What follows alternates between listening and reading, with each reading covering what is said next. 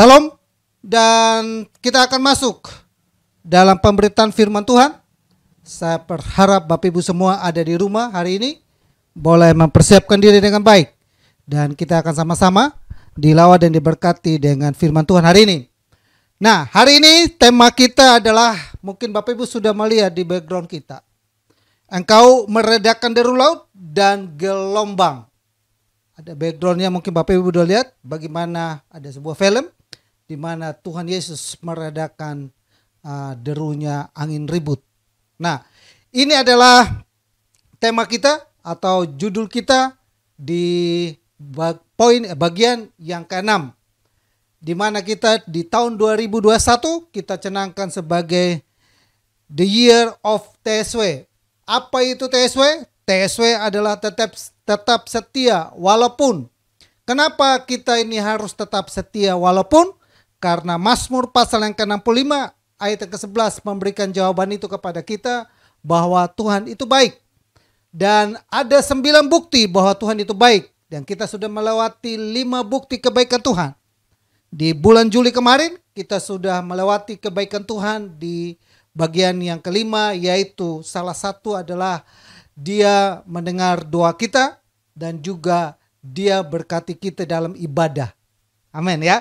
Nah, hari ini kita masuk kepada salah satu bukti kebaikan Tuhan adalah Dia meredakan derunya gelombang dan laut.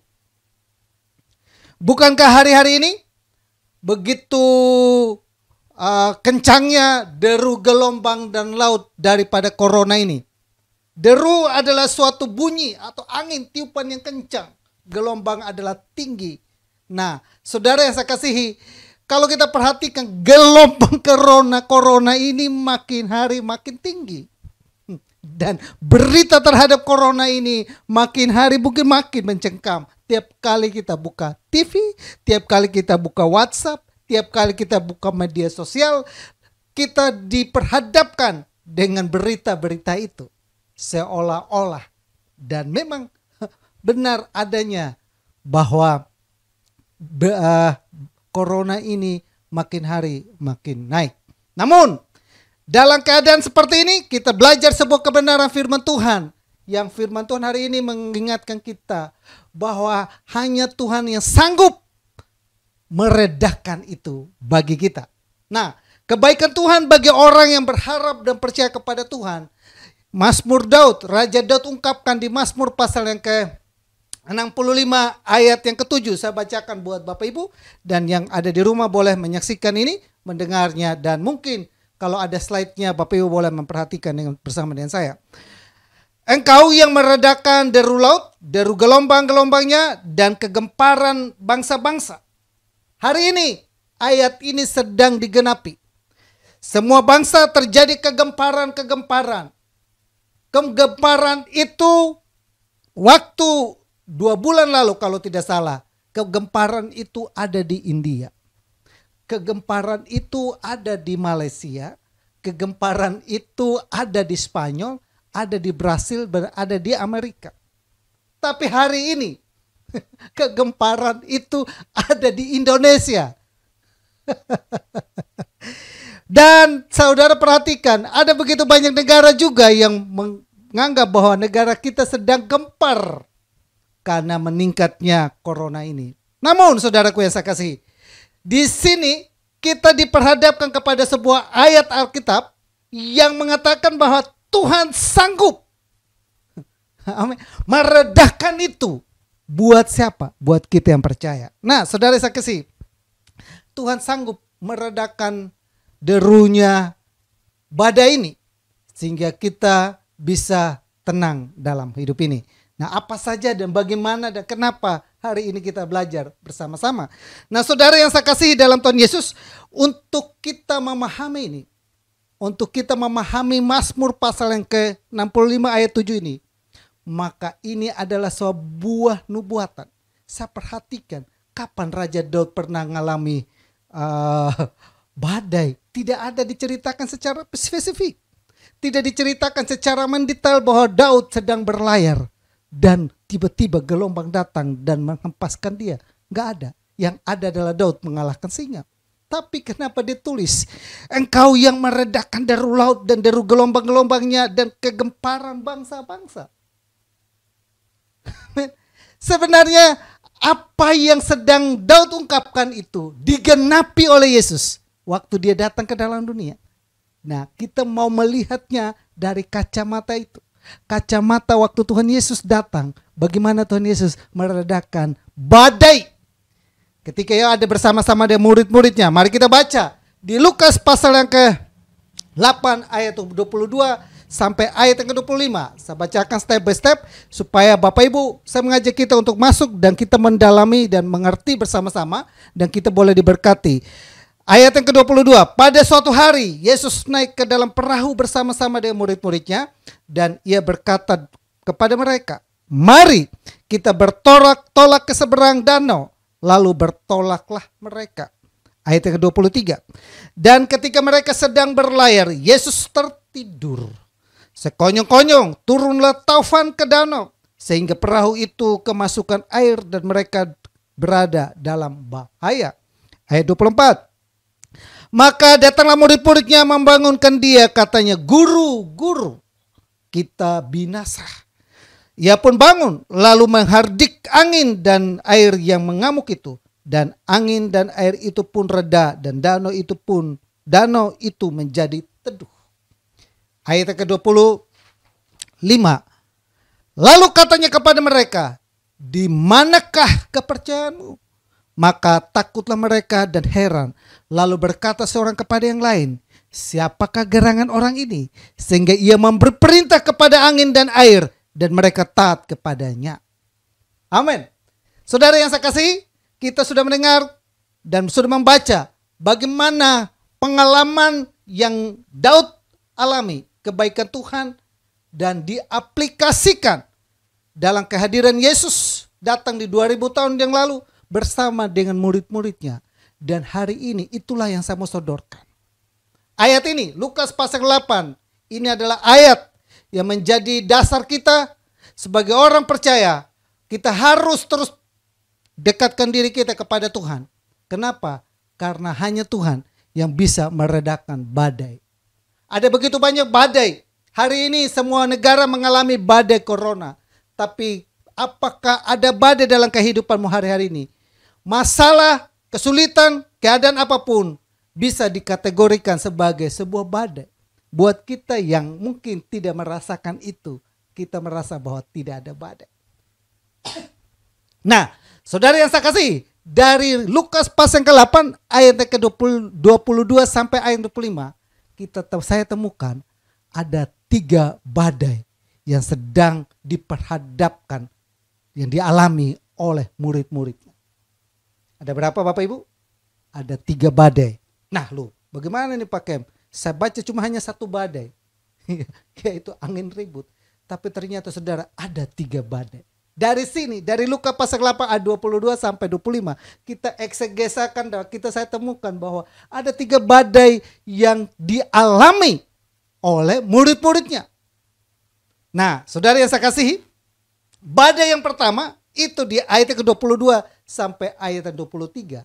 Bapak Ibu bacakan di ayat 22 sampai 23, maka kita akan temukan di situ ada 1 badai yang sebenarnya kita tidak tahu itu badainya apa. Tapi saya sebut badai itu adalah badai kenyamanan. Kenapa saya bilang badai kenyamanan? Karena waktu Yesus naik ke dalam perahu murid-muridnya, tidak langsung Yesus dikatakan di situ langsung Yesus tiba-tiba tertidur, tidak. Ayat yang lain mengatakan Yesus masih duduk-duduk. Tapi tidak ada yang mengajak dia ngobrol. Tidak ada yang peduli dengan Yesus. Tidak ada yang tahu siapa dia ini. Tidak ada yang begitu mereka menganggap biasa. Yesus sebagai penumpang biasa. Yesus sebagai orang biasa. Yesus sebagai sesuatu yang biasa-biasa saja. Teman, rekan, sahabat, sebagainya. Tidak ada yang spesial dalam kehidupan mereka. Dan saya menyatakan itu sebagai zona nyaman. Atau berada dalam badai kenyamanan. Kenapa saya sebut badai kenyamanan? Karena Yesusnya dibiarin tidur. Amin. Murid-muridnya merasa bahwa nyaman mereka. Ada Yesus di perahu kita, tenang kita. Nyaman. Sama gambaran kepada kita. Waktu Tuhan memimpin bangsa Israel keluar dari tanah Mesir menuju kepada Kanaan. Ada satu ayat yang Tuhan ungkapkan di Ulangan pasal yang ke-8 ayat ke-11 sampai 14. Saya bacakan buat Bapak Ibu. Hati-hatilah supaya jangan engkau melupakan Tuhan Allahmu dengan tidak berpegang pada perintahnya, peraturannya dan ketetapannya yang kusampaikan kepadamu pada hari ini. Dan supaya apabila engkau sudah makan dan kenyang, mendirikan rumah-rumah yang baik serta mendiaminya. Dan apabila lembu sapimu dan kambing dombamu bertambah banyak, dan emas serta perakmu bertambah banyak, dan segala yang ada padamu bertambah banyak, janganlah engkau tinggi hati sehingga engkau melupakan Tuhan Allahmu yang membawa engkau keluar dari tanah Mesir, dari rumah perbudakan. Saudara yang saya kasih, ada sebuah ilustrasi. Ada seorang bapak-bapak dari atas gedung. Dia coba melemparkan uang dan hamburkan uang dari atas gedung. Dan semua orang yang di bawah sibuk memungut uang itu. Lalu tidak ada satupun yang lihat ke atas. Tidak ada satu peduli dengan yang di atas. Yang memberi uang itu. Lalu bagaimana caranya supaya orang ini melihat saya? Dia hamburkan kerikil sekarang. Dan kerikil itu ketika mengena mereka bilang, hai, sakit, aduh, sakit, aduh, siapa ini? Lalu mereka nengok ke atas. Lalu mungkin mereka marah-marah. Kenapa lu kasih kerikil, kenapa tidak kasih uang? Baru mereka tahu, ternyata uang ini jatuhnya dari atas. Baru sadar.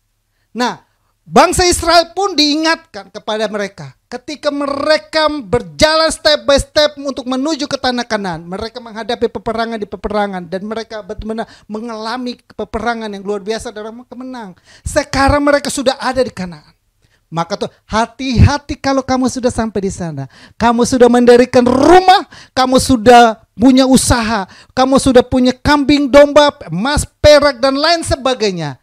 Tapi kamu lupa akan sama apa yang dialami oleh murid-murid ini.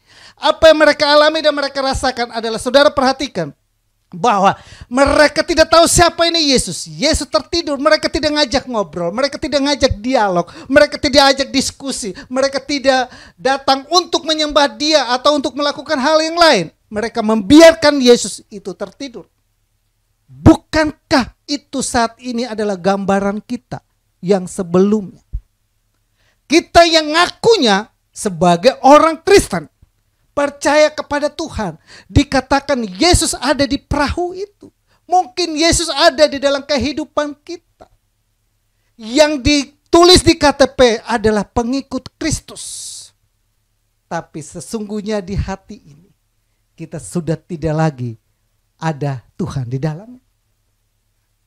Saudara yang saya kasihi, seperti ini. Tuhan sudah ingatkan bangsa Israel. Kalau kamu masuk ke tanah Kanaan, lalu kamu nikmati tanah Kanaan itu, lalu kamu melupakan saya. Hati-hati. Nah, murid-muridnya, badai yang pertama ini ternyata ada dalam kehidupan murid-muridnya, yaitu badai kenyamanan. Nah, saudara yang saya kasih, Amos pasal 30 ayat yang 8 sampai 9. Jauhkanlah daripadaku kecurangan dan kebohongan. Jangan berikan kepadaku kemiskinan atau kekayaan. Biarkanlah aku menikmati makanan yang menjadi bagianku. Supaya kalau aku kenyang, aku tidak menyangkal engkau dan berkata, siapakah Tuhan itu? Atau kalau aku miskin, aku mencuri dan mencemarkan nama Allahku. Dan ada satu ajaran yang Tuhan sampaikan di dalam doa Bapa kami di Matius pasal ke-6 ayat 11. Berikanlah kami pada hari ini makanan kami yang secukupnya. Amsal bilang begini, jangan buat saya menjadi orang yang kaya lalu saya akan melupakan Tuhan. Tapi buatlah saya cukup sehingga saya terus ingat kepada Tuhan. Amin. Maka Yesus cukup. Berikanlah kami pada hari ini makanan kami yang cukup. Amin. Karena apa? Ini ada bahayanya saudara. Kenapa saudara? Bahaya daripada orang yang berada dalam zona kenyamanan. Saya ada tulis beberapa bahaya atau ada beberapa pandangan bahayanya zona kenyamanan. Yang pertama, kenyamanan itu banyak godaannya. Amin. Ketika kita mengalami badai zona kenyamanan, kenyamanan itu banyak godaan. Kalau engkau sudah menikmati atau engkau tidak punya pergumulan kehidupan lagi, engkau tidak punya masalah lagi, engkau tidak punya berada dalam zona yang nyaman, maka ada begitu banyak godaan. Banyak uang, engkau makin banyak godaan. Untuk apa? Melupakan Tuhan. Lalu yang kedua, kenyamanan itu seringkali membuat kita fokus pada apa yang kita punya, bukan siapa yang memberi. Murid-muridnya fokus tidak lagi kepada Tuhan. Mereka membiarkan Tuhan tertidur. Membiarkan Yesus tertidur. Mereka tidak menyadari bahwa yang sedang bersama dengan mereka adalah Tuhan pencipta alam semesta. Nah saudara, kenyamanan itu membuat kita fokus pada apa yang kita punya. Tidak fokus kepada siapa yang memberi kepada kita. Tidak fokus lagi kepada Tuhan. Lalu kenyamanan itu sering membuat kita menjadi orang yang malas. Karena sudah aman, keadaan semua sudah baik-baik. Keadaan ekonomi, keadaan apa semua sudah baik, nyaman. Sehingga membuat kita menjadi malas. Cenderung membuat kita menjadi malas. Amsal pasal yang ke-13 ayat 4. Hati si pemalas penuh keinginan, tetapi sia-sia. Sedangkan hati orang rajin diberi kelimpahan. Kalau kita rajin, kita diberi kelimpahan. Bahkan kenyamanan itu sering membuat kita menjadi orang yang sombong. Ya kan? Ada orang yang begitu merasa dia hebat, dia mampu dan selain segala, maka dia akan menjadi sombong. Ya kan? Maka di 1 Korintus pasal 10 ayat 12, sebab itu siapa yang menyangka bahwa ia teguh berdiri, hati-hatilah supaya ia jangan jatuh. Ya kan? Ada kali orang mungkin sudah nyaman dan enak dan dia merasa sombong dan bangga. Bahkan mungkin dipukul dada, saya mampu, saya hebat dan lain sebagainya. Bukan karena yang memberi hebat itu, bukankah yang memberi hebat itu adalah Tuhan. Dia lupakan itu semua, bahwa saya bisa dan selain sebagainya. Dan selanjutnya saudara, kenyamanan sering membuat iman kita menjadi lemah. Amos pasal 6 ayat ke-1, celakalah atas orang-orang merasa aman di Sion, atas orang-orang merasa tentram di Gunung Samaria, atas orang-orang yang terkemuka dan bangsa yang utama, orang-orang kepada mereka kaum Israel biasa datang. Jadi ada orang yang mungkin merasa nyaman tadinya ada di Sion, di gereja. Ada suasana gerejanya nyaman. Tidak seperti saya dulu di kampung. Kalau mau pergi ke gereja, kursinya sendiri harus bawa. Jalannya lumayan saudara, puluhan kilo. Saya alami itu. Saya dengan papa saya gotong kursi, bawa pergi ke gereja untuk duduk. Sekarang gereja di kota Jakarta, tidak ada gereja yang menyajikan keadaan yang nyaman. Begitu masuk, parkir mobil ada yang parkirin. Sudah siap nyaman. Bawa badan, masuk memuji Tuhan. Sudah ada yang sambut. Shalom. Ya kan? Wah, sambut. Di kursi yang empuk duduk. Memuji Tuhan. Angkat tangan, memuji Tuhan. Enak. Begitu dengar firman Tuhan, pegang handphone, WhatsApp, buka media sosial, update status, dan lain sebagainya. Hari ini saudara, apakah itu bukan badai? Badai tanpa disadari sedang menggerogoti kita. Tanpa disadari sedang membuat iman kita lemah. Tanpa disadari zona nyaman itu tidak membuat kita iman kita tumbuh. Saya merasakan itu saudara. Ketika kita berada dalam keadaan nyaman, maka seringkali kita lupakan Tuhan. Dalam keadaan nyaman, kita seringkali tidak lagi peduli dengan ibadah. Dalam keadaan nyaman, kita tidak lagi peduli dengan doa. Pujian penyembahan tidak ada lagi. Kenapa? Karena semua sudah nyaman. Bapak Ibu perhatikan ada begitu video yang ada di Brasil. Orang terhentak dan sadar betapa pentingnya mereka harus memuji dan menyembah Tuhan ketika corona ini datang. Nah saudara yang saya kasihi, inilah yang membuat kita, saya katakan sebagai badai kenyamanan. Yang kedua, ini adalah badai yang kedua adalah badai yang benar-benar badai. Yaitu badai yang nyata, badai yang real, badai yang kita harus hadapi, badai yang saat ini bukan sekedar omongan-omongan orang, badai yang bukan sekedar di awang-awang sana, tidak, tapi badai ini sedang real dan nyata dan kita hadapi.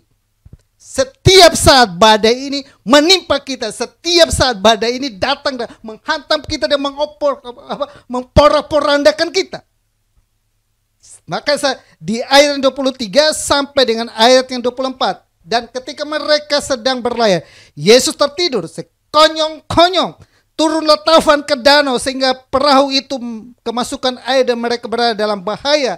24. Maka datanglah murid-muridnya membangunkan dia, kata, "Guru, guru, kita binasa." Ia pun bangun, lalu menghardik angin dan air yang mengamuk itu, dan angin dan air itu pun reda dan danau itu pun menjadi sekonyong-konyong. Tiba-tiba, tidak direncanakan, tidak dipikirkan, tidak satu kebetulan, tapi ini tiba-tiba datang dan menimpa kita. Saya kalau nggak salah ya, bulan Juli tanggal 4, saya dihubungi oleh Agnes. Saya rasa juga Agnes juga merasa terpukul.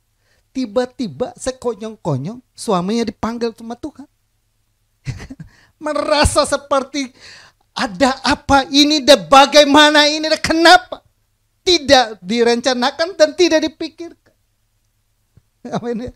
Saudaraku yang saya kasih, kita semua saat ini sedang diperhadapkan dengan peristiwa yang sekonyong-konyong, tiba-tiba kucuk-kucuk gak tahu dari mana datang dan menghimpas kita. Dan hari-hari ini itu sedang diperhadapkan terus kepada kita. Maka saya sebut sebagai badai yang kedua adalah badai yang benar-benar badai. Yang saat ini benar-benar kita perhadapkan. Saudara yang saya kasih, ada 4 situasi yang dialami oleh murid-muridnya ketika mereka benar-benar berada dan menghadapi badai yang real badai. The real badai. Ada 4 situasi yang harus murid-murid yang hadapi. Situasi yang pertama adalah dikatakan perahu mereka kemasukan air. Ketika badai itu datang, maka perahu mereka kemasukan air. Dan hari ini pun sama, saudara. Ketika kita berada dalam keadaan sekarang ini, corona ini benar-benar datang, badai ini benar-benar datang. Dan kita kena dampaknya. Kita mungkin kena imbas daripada badai ini. Imbas terhadap kehidupan kita, imbas terhadap kesehatan kita, imbas terhadap mental kita, imbas terhadap karakter kita dan perilaku kita. Bagaimana tidak? Sekarang saudaraku yang saya imbasnya adalah semua mal-mal tutup. Imbasnya adalah saudara toko-toko tutup. Imbasnya adalah pendidikan karakter, pembentukan karakter semuanya tutup. Imbasnya adalah ibadah-ibadah rohani yang pembentukan iman itu ditutup. Maka kita hari ini ada di online. Imbasnya adalah saudaraku yang saya kasih, perilaku kita udah mulai berubah. Ya kan? Pakai masker, cuci tangan. Saya sudah mulai pulang mana-mana sampai rumah harus cuci tangan. Pegang barang apa sedikit, pakai hand sanitizer dan lain sebagainya. Perilaku membentuk, itu imbas. Itu artinya airnya masuk. Dan benar-benar kita sudah ngalami itu. Nah, ada 4 situasi itu. Lalu imbas yang kedua adalah terhadap bisnis, pekerjaan dan pelayanan dan lain sebagainya. Bahwa hari-hari ini semua mal-mal tutup. Yang kedua, mereka berada dalam bahaya. Ayat yang tadi kita baca di ayat 23 dan 24 itu menjelaskan. Mereka, Tuhan, kita sedang dalam bahaya. Bahaya. Benar. Artinya saudaraku, kasus corona ini makin hari makin naik dan angka kematiannya makin hari makin tinggi.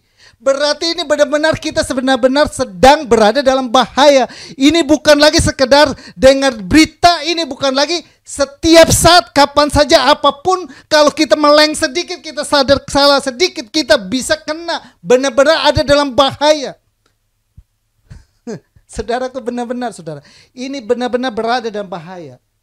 Nah, yang berikutnya adalah kita dibatasi dengan pembatasan aktivitas. Itu bahaya. Justru karena bahaya, maka dibuat pembatasan PPKM. Saya harus ke Jakarta, mesti punya surat izin masuk ke Jakarta. Sampai Hendrik meninggal saja saya tidak bisa. Saya belok ke kanan, tidak bisa Pak. Belok ke kiri, tidak bisa Pak. Lalu saya mau kemana? Pulang. Saya telepon Agnes dan saya minta maaf. Saya tidak bisa layani. Bapak Ibu perhatikan. Kita ada di situasi bahaya, benar-benar bahaya. Dan situasi yang ketiga adalah mereka hampir binasa. Artinya benar-benar saudara, ini badai ini benar-benar membinasakan tubuh kita. Bisa mematikan. Mematikan tubuh ini, mematikan ekonomi, mematikan rohani, mematikan iman. Mematikan banyak hal yang bisa terjadi dalam kehidupan ini. Dan yang terakhir, ketika dalam keadaan demikian, yang harus dilakukan adalah kita belajar seperti murid datang kepada Yesus. Baru sadar dan bangunkan Yesus. Baru sadar, baru ingat Yesus. Baru sadar, baru datang kepada Tuhan. Seringkali saudara, ketika kita berada dalam zona yang nyaman, kita tidak ingatkan Tuhan. Ketika kita tidak ada badai yang benar-benar real badai, kita biasa-biasa saja. Kita lupa kepada Tuhan. Tapi Tuhan izinkan itu terjadi. Tujuan cuma satu, supaya kita kembali datang kepada Tuhan. Dan murid-muridnya sadar, oh saya ada Yesus. Oh saya ada Yesus yang tertidur. Saya bangunkan dia. Ini adalah saudara. Dan yang biasa menenangkan badai, hanya datang kepada Yesus yang bisa menenangkan badai. Mereka tahu. Memang Allah berdaulat penuh atas badai dan apapun dalam dunia ini. Jadi harus dekatkan diri kita kepada Tuhan. Maka kita akan mendapatkan ketenangan. Murid-muridnya sadar akan. Dan inilah saya katakan, ini the real badai. The real badai. Amin. Nah saudara yang saya kasih, badai yang ketiga. Saya cepatkan buat kita. Badai yang ketiga adalah di Matius. Matius pasal yang Lukas pasal yang ke-25, 28 ayat yang ke-25. Ini badai yang ketiga. Adalah saya sebut dengan badai krisis iman. Ini gak gampang-gampang saudara. Mereka berada di zona nyaman. Lalu Tuhan guncangkan mereka. Lalu mereka terhentak dan mereka cari Tuhan. Dan mereka masuk di dalam apa ini saya sebut dengan badai krisis iman. Yaitu Lukas pasal ke-25, 8 ayat 25. Lalu katanya kepada mereka, di manakah kepercayaanmu? Maka takutlah mereka dan heran. Lalu berkata seorang kepada yang lain, siapakah gerangan orang ini? Sehingga ia memberikan perintah kepada angin dan air dan mereka taat kepadanya. Kenapa saya sebut sebagai badai krisis iman? Kenapa? Karena kita temukan ada dua kata kunci di sini. Yesus menghardik lalu katanya kepada mereka, di manakah imanmu? Di manakah kepercayaanmu? Di manakah keyakinanmu? Di manakah kamu selama ini ikut dengan saya yang katanya kamu ngaku sebagai orang Kristen, orang yang percaya kepada Tuhan? Di mana keyakinanmu itu? Yesus mempertanyakan itu. Dengan kata lain saudara, ternyata iman mereka ini sudah diombang-ambingkan, dihanyutkan oleh badai ini, terombang-ambingkan oleh badai ini. Nah saudaraku yang saya kasih, itu yang pertama. Yang kedua, mereka bukan terjadi krisis iman, adalah yang kedua adalah ada kata siapakah orang ini. Badai ini membuat mereka tidak mengenal siapa ini Yesus sesungguhnya. Saudaraku ya, hari ini saudara, bagaimana kita bisa mengenal, memperbaiki iman kita? Maka Tuhan berkata, bukti terjadi krisis adalah di mana kepercayaanmu? Tuhan hanya menghardik badai itu, tapi badai iman murid-muridnya pun dihajar oleh Tuhan. Tuhan bukan hanya sekedar menghajar atau menghardik badai itu, tapi badai krisis iman itu pun dihajar oleh Tuhan. Kalau engkau dengar saya hari ini, menyaksikan hari ini, apa imanmu hari ini? Apakah iman kepercayaanmu hari ini? Yakobus pasal ke-1 ayat 3. Sebab kamu tahu bahwa ujian terhadap imanmu menghasilkan ketekunan. Jadi waktu badai ini Tuhan izinkan terjadi, seharusnya kita makin hari makin teguh di dalam Tuhan. Makin hari makin kita serius dengan Tuhan. Makin hari makin kita dekatkan diri terus dengan Tuhan. Makin hari makin kita terus mengandalkan Tuhan dan melibatkan Tuhan dalam kehidupan ini. Itulah yang Tuhan mau kita lakukan dalam kehidupan ini. Dan Petrus menuliskan itu kepada kita. Kita tahu bahwa ujian terhadap iman itu menghasilkan ketekunan. Tuhan izinkan badai ini terjadi. Tujuannya cuma satu, supaya kita tekun di dalam Tuhan. Kenapa kita harus tekun di dalam Tuhan? Yakobus pasal 1 ayat 4, dan biarlah ketekunan itu memperbuah yang matang, supaya kamu menjadi sempurna dan utuh, dan tak kekurangan sesuatu pun. Tuhan mau membuat kita kembali, supaya kita tidak kekurangan sesuatu pun. Hari ini mungkin kita kekurangan harta dan benda, tapi kita tidak kekurangan sukacita, damai sejahtera. Karena itu yang Tuhan mau. Amin. Mungkin dulu kita hidup dengan keadaan yang nyaman yang membuat kita happy, bahagia, senang. Sekarang badai ini datang. Kita mungkin kehilangan uang, kehilangan keluarga, kehilangan suami, kehilangan istri, kehilangan anak, orang dikasih, dan kehilangan banyak hal. Tapi ingat, ada sukacita yang Tuhan mau kembalikan, supaya kita tetap bersukacita dalam Tuhan. Amin. Yang ketiga dikatakan adalah di 1 Korintus pasal yang ke-10 ayat yang ke-13. Pencobaan-pencobaan yang kamu alami ialah pencobaan-pencobaan biasa, ya tidak melebihi kekuatan manusia. Sebab Allah setia, karena itu Ia tidak akan membiarkan kamu dicobai melampaui kekuatanmu. Pada waktu kamu dicobai, Ia akan memberikan kepadamu jalan keluar. Kenapa Tuhan itu menghardik iman? Karena Tuhan tahu dengan adanya badai ini seharusnya kamu makin kuat di dalam Tuhan. Seharusnya kamu makin tekun di dalam Tuhan. Sehingga kamu tidak kekurangan satupun yang baik. Bahkan pada waktu kamu dicobai, pasti ada jalan keluar.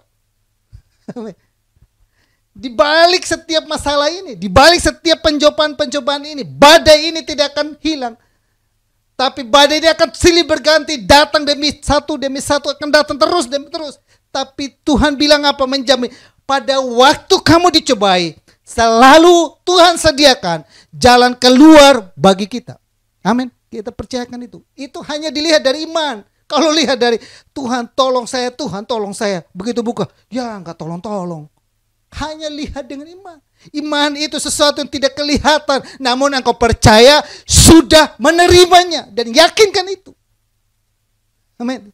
Yang kedua, yang kedua di mana krisis iman ini? Yang kedua adalah siapakah gerangan orang ini? Ini ada juga krisis. Murid-muridnya gak tahu siapa ini orang ini. Gue kasih tidur dia di belakang. Dia masuk di hati saya sekedar sebagai ngaku sebagai Kristen. Ini pengikut Yesus dari lahir, kemana-mana salom, tapi tidak pernah tahu siapa itu Yesus. Yesus siapa? Dan mungkin jemaat Tuhan, Bapak Ibu yang menyaksikan ini sama nanya, siapa itu Yesus? Dia Tuhan, kata Pak Kem. Apakah kita bisa menjelaskan benar dia Tuhan atau tidak? Mana ayatnya bahwa Yesus itu Tuhan? Ya kan? Di Alkitab tidak ada. Yesus bilangnya, akulah Tuhan. Dan seringkali orang di seberang sana mempertanyakan itu kepada kita. Lalu kita, Yesus menghardik badai ini. Kenapa? Karena ini terjadi krisis iman. Mereka tidak tekun di dalam Tuhan. Mereka goyah. Dan bahkan mereka tidak tahu siapa yang sesungguhnya ada bersama dengan mereka. Nah saudara, Ia memerintah kepada angin dan badai air, bahwa Yesus berkuasa atas badai ini. Mazmur pasal ke-89 ayat 9. Engkau yang memerintah kecongkakan laut, pada waktu naik gelombang-gelombangnya, Engkau juga yang meredakan. Pada waktu badai ini mengamuk sedemikian rupa, hanya Tuhan yang bisa meredakan. Dan Mazmur, Raja Daud mengakui itu lagi. Mazmur pasal 107 ayat 9. Dibuatnya badai itu diam, sehingga gelombang-gelombangnya tenang. Hanya Yesus yang bisa mampu melakukan itu. Yang kata lain, saudaraku yang saya kasih, siapakah gerangan orang ini? Mereka mempertanyakan dan mereka tidak tahu, tapi mereka sedang berhadapan dengan Yesus yang adalah pengendali badai ini.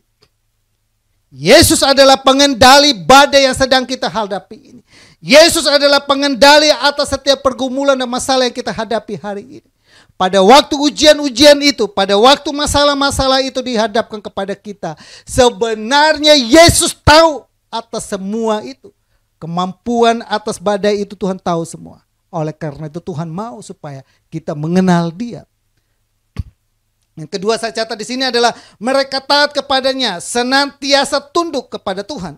Tidak ada alasan dan tidak alasan untuk tidak taat, tidak punya pilihan untuk tidak taat. Badai ini tidak ada alasan untuk menolak. Hei, Yesus bilang berhenti lu. Dia bilang jangan dong, masih nggak mau taat, dengar, tunduk, patuh. Bayangkan angin dan laut dengar sama Tuhan. Artinya Yesus benar-benar mengendalikan penuh atas bahaya dan hal yang ada. Bahwa kita harus belajar untuk mengenal Tuhan. Kita harus aktifkan pengenalan kita kepada Tuhan. Bagaimana supaya saya aktifkan pengenalan kita kepada Tuhan? Maka kita harus aktifkan iman kita. Iman ini harus diaktifkan. Bagaimana supaya saya bisa mengaktifkan iman saya? Roma pasal 10 ayat 17. Jadi iman timbul dari pendengaran dan pendengaran akan firman Kristus. Mari dengarlah firman Tuhan tiap hari. Mumpung ada di rumah, ada dimanapun, channel YouTube apapun Bapak Ibu boleh dengar. Dengarkan firman Tuhan yang menumbuhkan imanmu. Lalu yang kedua, aktifkan pengetahuanmu tentang firman Tuhan. Aktifkan pengetahuanmu tentang Tuhan. Ada 2 pengetahuan tentang Tuhan, yaitu pengetahuan secara teori, engkau harus belajar, tahu, cari tahu, banyak baca, banyak tahu, banyak dengar tentang siapa Tuhanmu. Maka engkau tahu siapa Tuhanmu. Dan bukan hanya itu, engkau pun juga harus punya pengalaman dengan Tuhan. Itu juga pengetahuan. Pengalaman bagaimana engkau doa dan doamu ditolong, itu pengetahuan Tuhan berikan. Dan itu membuat engkau menjadi orang yang kuat di dalam Tuhan. Saudaraku yang saya kasih, bagaimana supaya kita ini aktif dan tahu bahwa Tuhan itu, siapa itu Tuhan? Maka Bapak Ibu saya sarankan untuk baca Injil Yohanes. Satu Injil itu baca terus berulang-ulang. Maka kamu akan tahu siapa itu Yesus. Ya. Lalu bagaimana kamu tahu supaya setelah kamu baca Injil Yohanes, baca lagi 1, 2, dan 3 Yohanes. Maka kita akan tahu bagaimana Tuhan itu memperkenalkan dirinya di Yohanes dan bagaimana Tuhan itu mengaplikasikan, mempraktekkan, mengaplikasikan dirinya dalam tindakan di 1, 2, dan 3 Yohanes. Bacakan itu. Maka kita akan tahu siapa Tuhan kita. Amin. Saudaraku yang saya kasih dalam Tuhan Yesus, kiranya kebenaran firman Tuhan hari ini, kita belajar 3 badai ini. Dalam 3 badai ini, hanya Yesus yang sanggup bisa mengendalikan. Oleh karena itu saya berharap supaya iman kita diaktifkan. Berharap pengetahuan kita tentang Tuhan diaktifkan. Kembali sadar, datang kepada Tuhan. Mari kita satu hati dan kita berdoa. Kami bersyukur buat kebenaran firman-Mu Bapa. Terima kasih banyak Bapa yang baik lewat kebenaran firman-Mu. Hari ini kami belajar bahwa Engkau begitu baik kepada kami. Sehingga badai apapun yang saat ini sedang melanda dalam kehidupan ini. Bahkan mungkin saat ini menggoncangkan iman kami. Menggoncangkan tubuh kami, mengojakkan pikiran kami, goncangkan hati kami dan lain sebagainya. Dan mungkin kami sudah mengalami itu dan merasakan itu. Namun kami tahu Tuhan, Engkau selalu datang ada pada waktunya untuk menolong, mengangkat dan memulihkan kami. Selalu caramu, jalan keluar selalu Engkau berikan baik. Biarlah terus Tuhan tiap hari kami berdoa, tambahkanlah kepada kami iman kami. Kokohkan kami, terus mampukan kami dengan Roh-Mu yang kudus. Sehingga kami makin hari makin kuat di dalam Engkau. Terima kasih banyak Bapa yang baik. Bersyukur buat firman-Mu, meteraikan itu Bapa. Ajari kami bukan sekedar mendengar, tapi belajar melakukan dalam hidupan ini. Dalam nama Yesus, semua yang kita berkati sama-sama katakan amin. Ya Bapak Ibu dan Saudara yang saya kasihi dalam Tuhan Yesus, kita akan masuk dalam perjamuan kudus. Saya berharap Bapak Ibu semua yang ada di rumah sudah menyiapkan roti dan anggur yang ada, sehingga kita akan masuk dalam perjamuan kudus. Bapak Ibu boleh taruh ke depan dan sama-sama dengan saya sebelum kita makan dan minum, mari kita satu hati berdoa buat roti dan anggur yang ada agar dikuduskan dan diberkati. Ini adalah lambang di mana kita memperingati hari kematian Tuhan Yesus datang 2000 tahun yang lalu, berkorban mati di atas kayu salib, tubuhnya tercabik-cabik dan darahnya tertumpah untuk buat kita. Alkitab berkata ketika kita makan dan minum, maka ada kuasa Tuhan, ada mujizat Tuhan, dan juga ada tubuh Tuhan yang ada dalam kehidupan kita. Kita ada dalam Tuhan, Tuhan ada dalam kita, dan apa saja untuk kita minta dan doakan diberkati dan ditolong oleh Tuhan. Mari kita satu hati dan kita berdoa buat roti dan anggur yang ada. Bapa kami dalam surga, dalam nama Yesus, kami datang kepadamu Bapa, kami berdoa buat roti dan anggur yang ada. Roti dan anggur dari jemaat Tuhan yang ada di depan meja mereka. Yang ada mereka taruh dan mereka sudah siapkan. Kami percaya, kami siapkan dengan iman, dengan mata dan hati kami tertuju kepada Tuhan. Ketika kami makan roti dan anggur ini, kami minumnya, ada kuasa yang mengalir dalam kehidupan kami. Ada mujizat yang mengalir dalam kehidupan kami. Ada kekuatan yang baru Tuhan berikan dalam kehidupan kami. Di dalamnya kami boleh mengalami kekuatan semangat yang baru, roh-Mu hidup dalam diri kami, yang membuat kami makin hari makin kuat menghadapi keadaan dan situasi ini. Tanpa Engkau kami tidak bisa apa-apa Tuhan. Oleh karena itu kami berdoa, kuduskan dan berkati roti ini Bapa. Dalam nama Bapa, Putra dan Kudus, dalam nama Tuhan Yesus. Mengalir kuasa-Mu, mengalir mujizat-Mu, mengalir pertolongan-Mu. Terima kasih Tuhan. Dalam nama Yesus. Haleluya. Amin.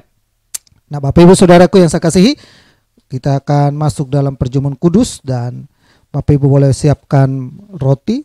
Nah, ambil roti yang ada di tangan Bapak Ibu. Bapak Ibu boleh pegang roti di tangan kanan Bapak Ibu, kan sama-sama kita dengarkan firman Tuhan. Bukankah cawan pengucapan syukur yang atasnya kita ucap syukur adalah persekutuan dengan darah Kristus? Jika saudara percaya katakan amin. Bukankah roti yang kita pecah-pecahkan adalah persekutuan dengan tubuh Kristus? 1 Korintus pasal 11 ayat 23 sampai 24. Sebab apa yang telah kuteruskan kepadamu telah aku terima dari Tuhan, yaitu bahwa Tuhan Yesus pada waktu malam, waktu ia diserahkan, mengambil roti dan sesudah itu ia mengucap syukur atasnya. Ia memecah-mecahkannya dan berkata, inilah tubuhku yang diserahkan bagi kamu. Perbuatlah ini menjadi peringatan akan aku. Kita angkat roti di atas kepala kita, tanda kita mengakui tubuh Kristus yang berkuasa atas kehidupan kita. Dan bersama-sama dengan iman kita berdoa, dan Bapak Ibu boleh ikuti doa saya. Terima kasih Tuhan Yesus buat tubuh Kristus yang terpecah, yang memberikanku kepastian hidup kekal di surga, yang menyempurnakan tubuh, jiwa, dan rohku, yang menjadikanku warga kerjaan Allah, yang berhak untuk menerima segala janji dan berkat-berkat Allah. Terima kasih Tuhan Yesus, karena melalui tubuh Kristus yang terpecah, mengubah sifat dan karakterku, sehingga hidupku dibaharui, hatiku dibaharui, pikiranku dibaharui, perkataanku dibaharui, keluargaku dibaharui, dan masa depanku dibaharui. Terima kasih Tuhan Yesus, karena melalui tubuh Kristus yang terpecah, penyakitku disembuhkan, segala kelemahan tubuhku, segala kutuk penyakit, dan segala penderitaanku sudah diselesaikannya di atas kayu salib. Terima kasih Tuhan Yesus, karena melalui tubuh Kristus yang terpecah, aku bebas dari segala malapetaka, mara bahaya, niat orang jahat, dan kecelakaan. Terima kasih Tuhan Yesus. Mari kita makan dengan iman dalam nama Tuhan Yesus. Haleluya.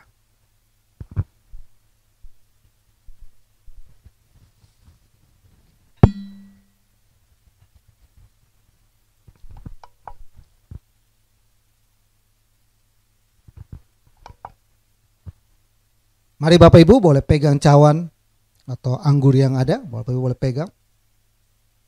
Dan kita dengarkan kebenaran firman Tuhan. 1 Korintus pasal 11 ayat 25 sampai 27. Demikian juga ia mengambil cawan sesudah makan, lalu berkata, cawan ini adalah perjanjian baru yang dimeteraikan oleh darahku. Perbuatlah ini setiap kali kamu meminumnya, menjadi peringatan akan aku. Sebab setiap kali kamu makan roti ini dan minum cawan ini, kamu memberitakan kematian Tuhan sampai ia datang.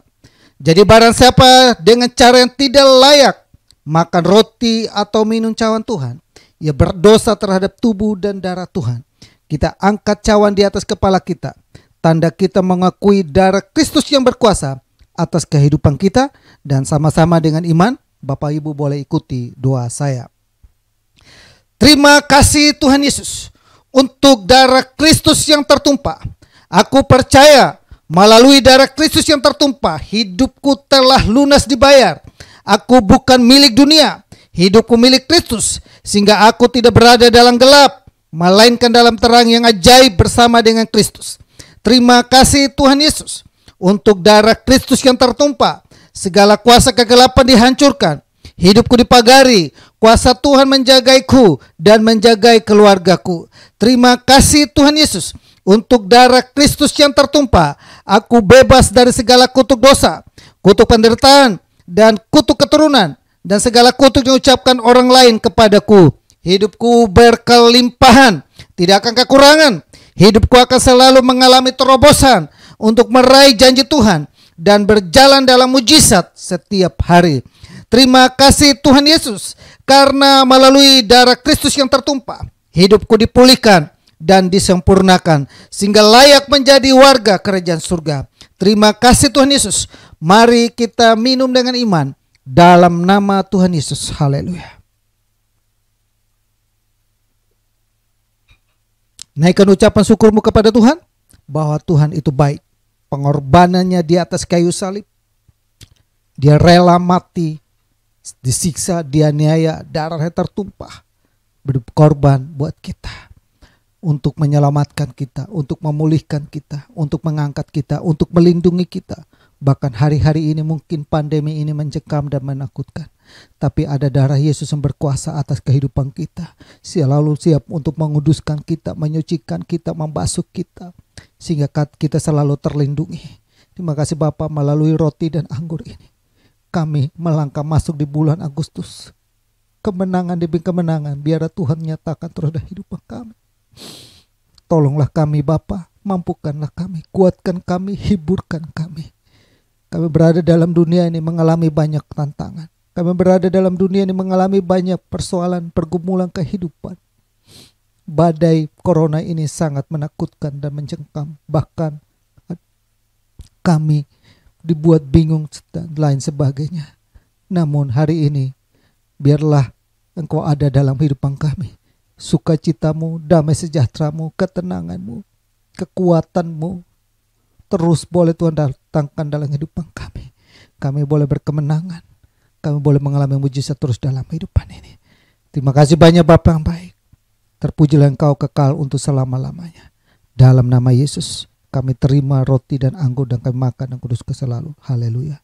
Amin. Amin Bapak Ibu. Ibadah perjumpaan kita sudah selesai, dan ibadah kita minggu depan sebagai pengumuman yang akan melayani kita minggu depan adalah Pendeta Yusaksan, kakak kelas ya, satu alumni dari Salatiga, yang akan memberkati kita di ibadah kita di minggu depan. Dan juga ada beberapa teman, mungkin kelas pranikah mulai lagi dengan Michael yang kemarin terpapar mungkin sudah mulai mendingan. Saya sudah WhatsApp, minggu ini kita mulai ulang lagi untuk mulai lanjut lagi kelas pranikah dan di bulan September ini. Dan ada lagi Jessica dan pasangannya di bulan Oktober, yang dimana saya juga akan rencanakan untuk mereka masuk ke kelas pranikah. Dan ada 5 adik-adik saya yang dari Yoel yang akan dibaptis, sudah selesai, tinggal 1 modul lagi, namun ditunda sampai dekat dengan pandemi ini udah berkurang, baru kita akan melakukan baptisan air. Buat Bapak Ibu yang lain yang membutuhkan doa, dukungan doa atau hal yang lain, kami berharap Bapak Ibu boleh me-WhatsApp saya, masuk kepada deskripsi, dan Bapak Ibu boleh temukan nomor kontak saya dan handphone saya, dan hal-hal yang lain yang Bapak Ibu boleh butuhkan, boleh hubungi kami di situ. Dan mari Bapak Ibu Saudara yang saya kasihi, kita akan akhiri ibadah kita dan kita satu hati berdoa. Bapa kami dalam surga, dalam nama Yesus, segala puji dan syukur kami naikkan kepadamu. Kami berterima kasih buat hari ini. Tuhan sudah tolong kami dari awalnya ibadah sampai selesai. Bahkan lewat kebenaran firman-Mu yang kami sudah terima hari ini. Ada 3 badai yang kami boleh alami dalam kehidupan. Badai kenyamanan, badai kenyataan, dan juga badai karena krisis iman. Tapi biarlah lewat badai-badai itu membentuk iman kami makin hari makin kuat. Biarlah iman kami makin kokoh. Kami mengaktifkan pengetahuan dan pengenalan kami kepada Engkau, sehingga kami boleh memperoleh kekuatan yang baru lewat roti dan anggur yang kami sudah makan. Itu termeterai penuh dalam kehidupan kami, menjadi kekuatan bagi kami, harapan bagi kami, landasan bagi kami untuk melangkah masuk di bulan Agustus 2021 ini dengan tetap percaya Tuhan penolong kami, Allah kami yang hidup kekal untuk selamanya, selalu ada di pihak kami, selalu datang setiap saat untuk mengangkat, memulihkan, menyembuhkan, menolong kami. Terima kasih banyak Bapak yang baik. Hari ini hamba berdoa buat seluruh sidang jemaat Tuhan dimanapun mereka berada. Jika Tuhan jumpai dalam kehidupan mereka saat ini ada yang sakit, Tuhan jamah Bapa oleh bilur-bilur-Mu mereka sembuh dalam nama Yesus. Buat Michael yang terpapar COVID, kami berdoa selalu biar Tuhan tolong Bapa, oleh bilur-bilur-Mu mereka sembuh dalam nama Yesus. Buat ponakan hamba-Mu Tin yang ada di Bali, yang hamba mau mendapat kabar ada sedikit masalah dalam ada gangguan roh-roh jahat dan bahkan membuat keluarga ini sakit dan mengalami hal-hal yang tidak baik. Kami berdoa Bapa, roh apapun, setan, maut, kami halaukan itu semua dalam nama Yesus. Bungkus keluarga ini Bapa dengan kuasa darah-Mu, darah Yesus berkuasa atas kehidupan anak-anak-Mu ini dalam nama Yesus.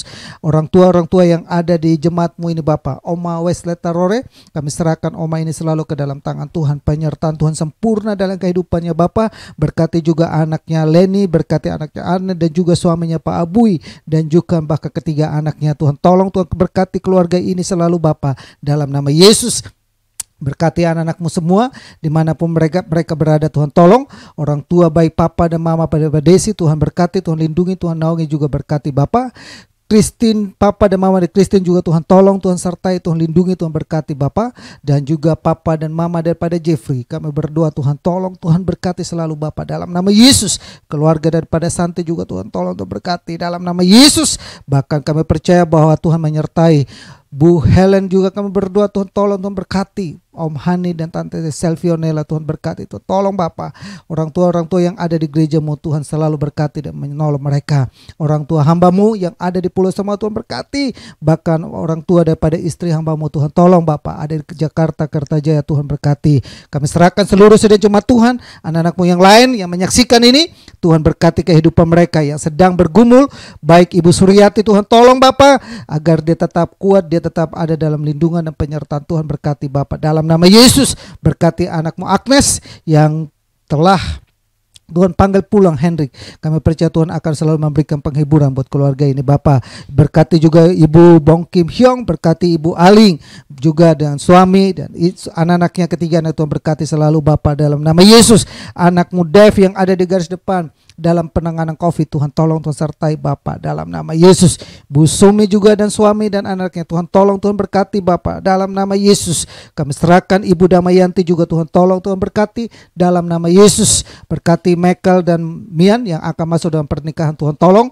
Berkati juga Johnny, Mega dan juga ketiga anaknya, Tuhan tolong, Tuhan berkati selalu Bapa dalam nama Yesus. Hamba berdoa dan menyerahkan Pak Bambang dan juga istri Vivi dan juga Aubry anaknya Tuhan juga ke dalam tangan Tuhan, sertai Bapa. Anakmu Loren yang sedang hamil, Tuhan tolong Bapa, Tuhan lindungi selalu, Tuhan berkati selalu Bapa dalam nama Yesus. Biar anak ini lahir dengan normal tanpa kekurangan satu apapun. Berkati Loren dan Willy, berkati Bu Vivi dan Pak Hengki juga Tuhan. Berkati keluarga ini, berkati Bu Liana dan juga Sali, kami berdoa dalam nama Yesus. Berkati Hendra dan Kristi, Tuhan berkati dalam nama Yesus. Berkati buat Sali dan juga berkati buat Kathleen dan juga Indah, Tuhan berkati. Hamba berdoa Bapa dan menyerahkan semua sidang jemaat-Mu, biar Tuhan tolong, Tuhan sertai, Tuhan lindungi. Pak Atek Tuhan tolong, biar Tuhan juga ada dalam pertolongan Tuhan dan perlindungan Tuhan. Tuhan sertai selalu Bapa, nyatakan kuasa-Mu dan pertolongan-Mu baik bagi seluruh sidang jemaat-Mu dimanapun mereka berada. Tuhan tolong, terpujilah nama-Mu Bapa kekal untuk selama-lamanya. Kalau Tuhan jumpai dalam kehidupan kami ada yang sakit, jamah dalam nama Yesus. Terima kasih Bapa. Kami berdoa buat bangsa dan negara ini. Kami serahkan keadaan darurat ini ke dalam tangan Tuhan. Tuhan tolong Bapak agar semua lini kehidupan yang ada yang kena dampak ini, biarlah mereka boleh mengalami kekuatan dan mereka boleh ada cara Tuhan untuk memelihara mereka. Berkati Bapak, berkati pemerintahan pusat sampai kepada RT RW yang ada. Berkati dalam nama Yesus. Biar setiap program rencana yang mereka rencanakan, Tuhan turut campur tangan dan berkati. Berkati bangsa pilihanmu Israel, kami juga serahkan ke dalam tangan Tuhan. Dalam nama Yesus, shalom bagi Israel. Terima kasih banyak Bapak yang baik. Anak-anakmu yang telah mengembalikan persembahan dan perpuluhan, biarlah Tuhan tangan yang terulur ini, hamba berdoa setiap tangan yang memberi, Tuhan Engkau perhatikan takaran yang mereka pergunakan. Mereka bukan memberi untuk kami, tapi mereka memberi buat Tuhan, buat pekerjaan Tuhan, buat hamba-hamba Tuhan. Oleh karena itu kami berdoa, biarlah Tuhan melimpahkan berkat melimpah-limpah dalam kehidupan mereka dalam nama Yesus. Bukakan bagi mereka tingkap-tingkap langit dan singkapkan mereka bahwa mereka akan menguji Engkau dalam hal perpuluhan maupun memberi. Mereka memberi dengan iman, mereka memberi dengan harapan, mereka memberi dengan sukacita, mereka memberi dengan sukarela karena mereka tahu Allah yang hidup. Tuhan punya cara untuk memelihara, menolong ya. Kami berdoa dan memberkati setiap tangan itu ulur dalam nama Yesus. Terima kasih banyak Bapak yang baik. Akhirnya saudaraku yang saya kasihi dalam Tuhan Yesus, arahkanlah imanmu kepada Tuhan. Kembali kita melakukan segala aktivitas kita sepanjang bulan Agustus ini.